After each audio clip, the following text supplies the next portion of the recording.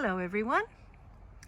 We're just about to start the final week of August, and I just wanted to share with you some of the things that are looking really great in my garden right now. A lot of things are definitely past their best. I find that this garden looks its best around the middle to the end of July. But right now there are some things still looking really great, and this is at the top of that list. This is a Sincerity Dahlia. I bought a package of 2 tubers at Canadian Tire actually in the spring, and I had never grown dahlias from tubers before, but I thought I would give it a shot. And I planted it in a container. I planted each one in a separate container, and this container I put here on a little bit of a pedestal in amongst all of my yellow loosestrife, because the center of this dahlia, named Sincerity, I'm not sure if I told you the name yet, has a little bit of yellow in it. So I thought that would pick up on the pretty yellow flowers of the yellow loosestrife. And I'm really happy with this, and I would highly recommend it. The flowers are all at least 6 inches in diameter. There's lots of them. They're very bright, and they're certainly lighting up the back garden right now. And I'm going to show you a few other things in my garden that are looking good right now. Here's a small section of the Alaska Shasta daisies that are in my garden, in my front garden. And I'm just going to back up a bit now and show you how many of those that I have. Quite a few. And they always look fantastic through the month of August and into September.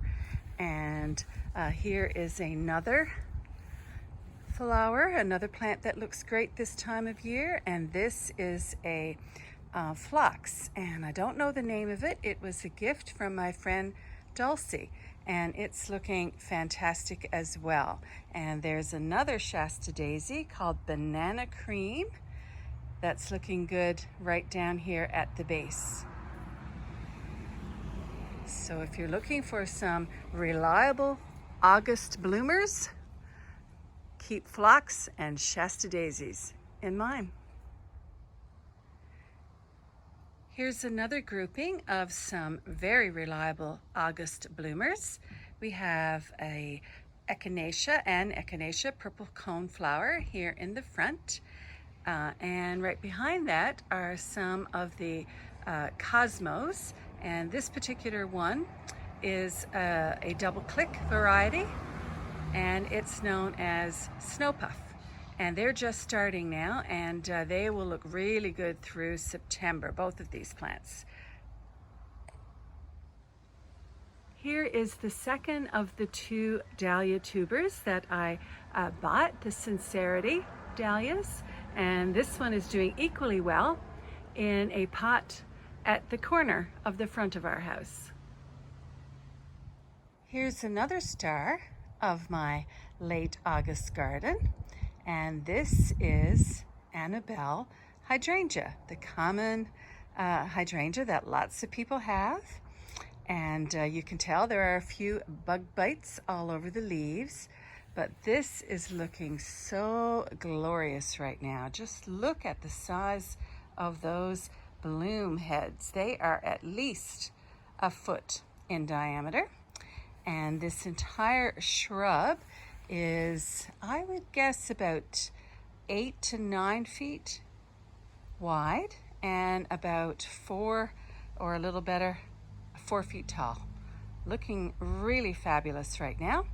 And this one flops over a bit, but in this sort of quiet corner of the back garden, I just let it do that. I don't mind one bit. Annabelle hydrangea. Highly recommend it. This is a flower that I grew from seed for the very first time this year.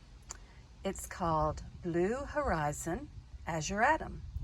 And quite honestly, it's a little more lilac-y purple than blue, but it is a really beautiful color. And if you're familiar with the shorter ageratums, some people call them floss flower, you might be surprised to know that this one actually is quite tall.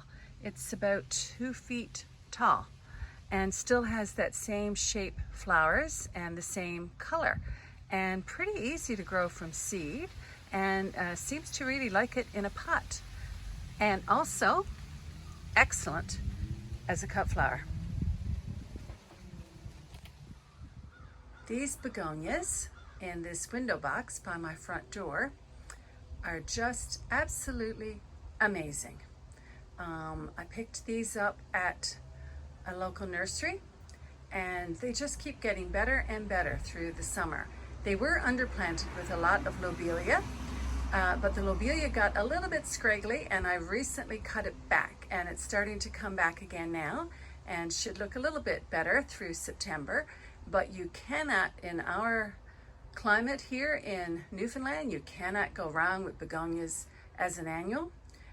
These are so reliable, and they just keep getting better and better. And this particular window box only gets about 1 hour of sun in the morning. Also by my front door are a small grouping of pots with mostly foliage plants. And here we have some coleus and some tradescantia and a little diamond frost euphorbia, and also a couple of little begonias, but they've really been overgrown by the foliage here, but in a shady area. And again here, this area gets about 2, maybe 3 hours of direct sun in the morning, and the coleus and the tradescantia in particular, and the creeping jenny, of course there's creeping jenny there as well, they all do really great in that kind of situation. And here at the end of August, they're looking even better than they have all summer. And the last plant that I'm going to talk about is this gold flame honeysuckle that grows here by the side of my fence. It is, I'd say about 10, 12 feet tall, and it just looks better and better as the season goes on. Bumblebees love it, butterflies love it, and I love it. It's really easy to take care of. Just give it a little fertilizer in the spring, and the blooms are just so pretty, and more to come. So it really looks fantastic through August and all through September. And so I'm going to leave you there with this, a few highlights of the late August garden, and thank you so much for watching.